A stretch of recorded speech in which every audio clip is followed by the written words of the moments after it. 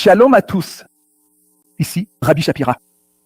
Je vous encourage vivement à partager et à aimer cette vidéo que vous allez voir.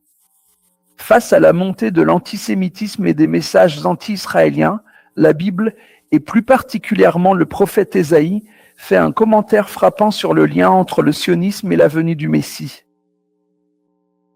J'espère sincèrement que ce message convaincra enfin tous ceux qui se tiennent à distance et ne croient pas au sionisme. Disons les choses clairement. Le mouvement sioniste est pro-Israël, pro-Yeshua et pro-Torah. En fin de compte, c'est l'instrument qui ouvrira la porte pour le retour du Messie dans le monde. Partagez, aimez, Almi Israël Rai. Chacun doit comprendre que l'État d'Israël est un miracle. Et il faut savoir que même le simple fait de la création de l'État d'Israël, en l'espace d'une seule journée, avait été prophétisé bien à l'avance. La semaine dernière encore, nous étions dans Ésaïe 66. Saviez-vous que l'État d'Israël, la naissance de l'État d'Israël, a été prophétisée par les prophètes eux-mêmes? Écoutez ce qu'il est écrit dans Ésaïe 66, verset 8. Qui a jamais entendu pareille chose? Qui a jamais vu rien de semblable? Un pays peut-il naître en un jour? Une nation est-elle enfantée d'un seul coup? À peine en travail, Sion a enfanté ses fils. Au moment où nous serons témoins de la naissance surnaturelle de Sion, nous saurons que le retour du Mashiach est imminent. Dieu déclare que cela continue, il dit « Ouvrirai-je le sein maternel pour ne pas laisser enfanter ?» dit l'Éternel. « Moi qui fais naître, empêcherai-je d'enfanter ?» dit ton Dieu. Non, je vais faire naître. Je vais le réaliser et cela se fera en un seul jour. En un seul jour, comme le prophète Ésaïe l'a annoncé au chapitre 66, verset 8.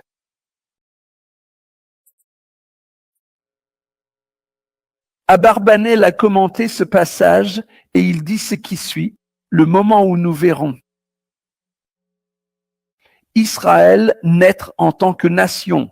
Il dit ici Zman Triat Ametim, c'est-à-dire le moment approche où ceux de toutes les générations, depuis l'époque d'Abraham, d'Isaac et de Jacob, ressusciteront d'entre les morts.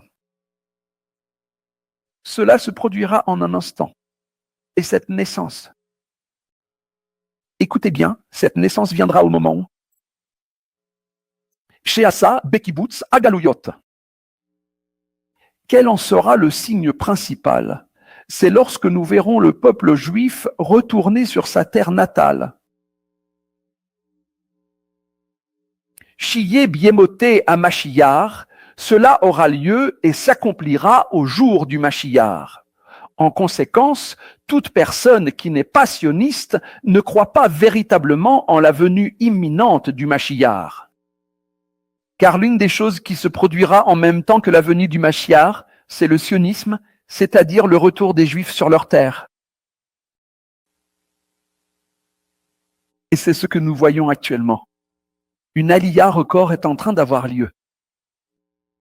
Et qui sait, peut-être que tout cet antisémitisme que nous voyons aujourd'hui dans le monde entier n'a qu'un seul but, accélérer le retour du peuple juif sur sa terre.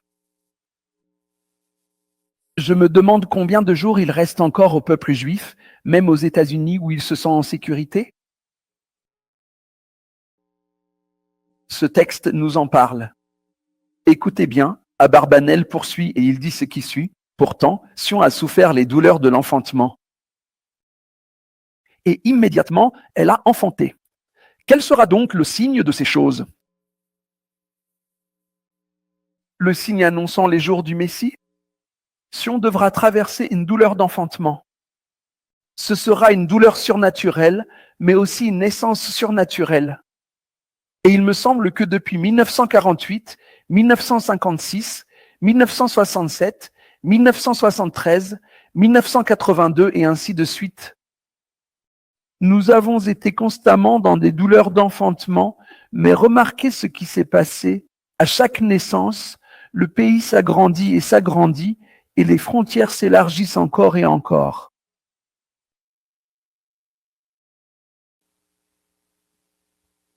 Il est important de comprendre cela.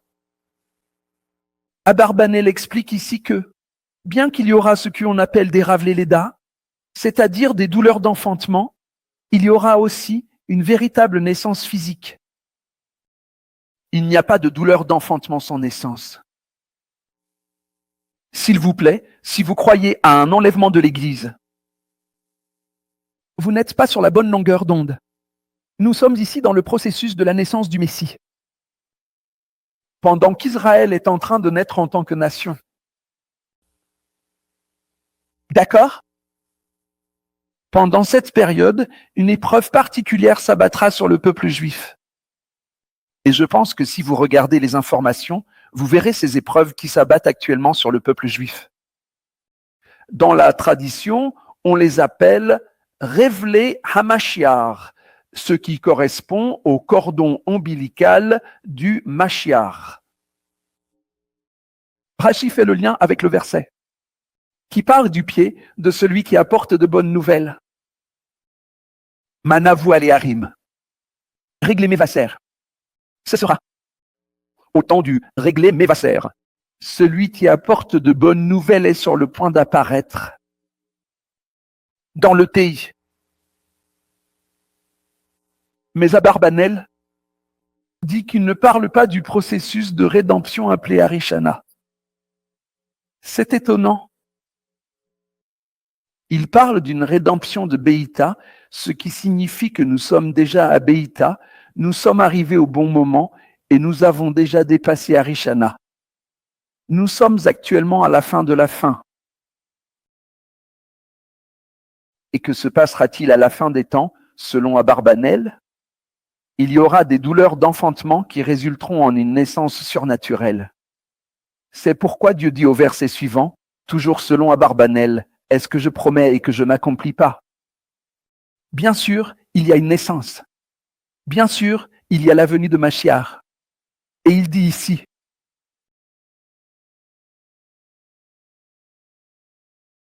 Sha'anavi, Maftiar, Shetavi, Laem, Geoula. Incroyable. Le prophète garantit que la Géoula est proche lorsque la nation d'Israël naît en un seul jour.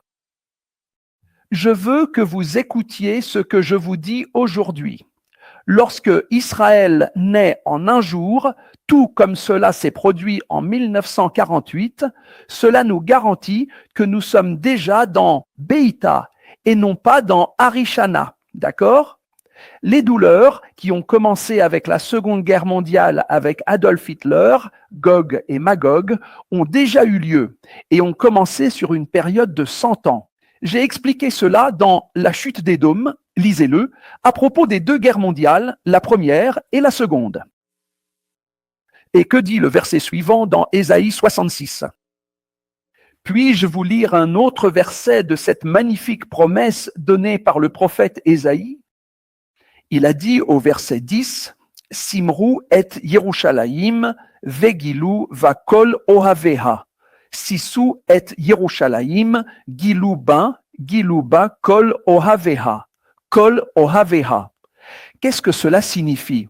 Réjouissez-vous avec Jérusalem, faites d'elle le sujet de votre allégresse. Vous tous qui l'aimez, tressaillez avec elle de joie. Vous tous qui avez pleuré sur elle. Je vais vous dire une chose, les jours de joie sont presque là. Et c'est ce que dit le verset suivant. Les jours de joie, les jours de la restauration, les jours du roi Mashiach sont sur le point d'arriver. Et il dit ici, Shagéoula, Shel Beïta, ce qui signifie que nous sommes déjà dans Beïta. Nous ne sommes pas dans Arishana. Nous nous trouvons actuellement dans Beïta. Je tiens à ce que vous saisissiez toute la signification prophétique de ce que je suis en train de vous dire. nous avons dépassé l'étape de Harishana. Nous sommes déjà dans Beïta maintenant. Nous sommes à la fin de la fin. Et c'est une promesse que Dieu nous donne. Elle confirme la véracité des paroles du prophète Ésaïe les jours de Tariat Amétim. Tenez bon. Tenez bon encore un tout petit peu. Je dois continuer pendant un court instant. Prenez le temps d'écouter ce que dit le Ratam Sofer. Il dit ceci, Mishama Kazot. Qui a déjà entendu chose pareille? Il nous explique qu'il s'agit du tout dernier événement qui se produira juste avant cette naissance, la naissance d'Israël. Maintenant, Mashiach est sur le point de naître dans le monde, car Israël et Mashiach ne font qu'un. Écoutez bien ceci. Il est dit, c'est aussi un avertissement pour les nations du monde. Écoutez bien. Israël va traverser des douleurs d'enfantement jusqu'à ce que le Goël, le Rédempteur, le Mashiach viennent dans les jours de détresse. Mais ce jour-là, il sera trop tard pour que les nations rejoignent la Knesset Israël. Ce sera trop tard. Car une fois que l'enfant est né, il est né. Ainsi, le prophète interpelle aujourd'hui les nations. Les nations sont averties. Allez-vous vous réjouir? Allez-vous pleurer? Toutes les personnes qui aujourd'hui versent des larmes pour Yerushalayim sont celles qui connaîtront la joie avec la venue du Mashiach. Aujourd'hui, nous nous réjouissons parce que le ventre s'ouvre. Et ce que vous voyez en ce moment dans le monde, même misait Donald Trump, qui est Donald Trump? Rien du tout. Rien qu'un simple petit pion, un tout petit pion que le Dieu Tout-Puissant utilise en ce moment même sur son grand échiquier. Parce qu'en ce moment, il y a un joug sur le cou d'Israël. Et le joug, c'est le joug des États-Unis.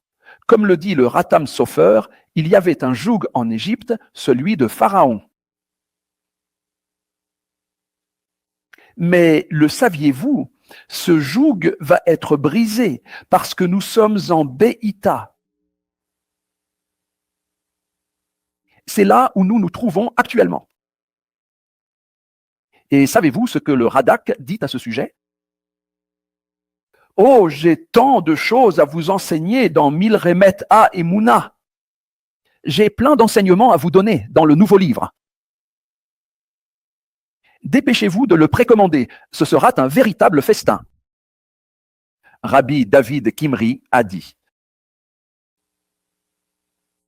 que juste avant la naissance de l'enfant, il y a une dernière étape de Gog et Magog.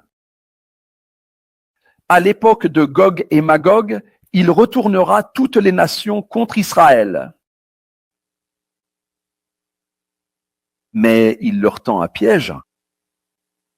C'est un piège, car ainsi Dieu, par là même, manifestera sa propre gloire. À ce moment-là, où la femme sera presque à bout de force, ce sera le moment où l'enfant, le Messie promis, et Israël naîtra dans le monde. Aujourd'hui, soyez pour Israël. Soyez pour le sionisme. Soyez pour Yeshua. Et choisissez de croire en Triyat Ametim, Am Israël Raï.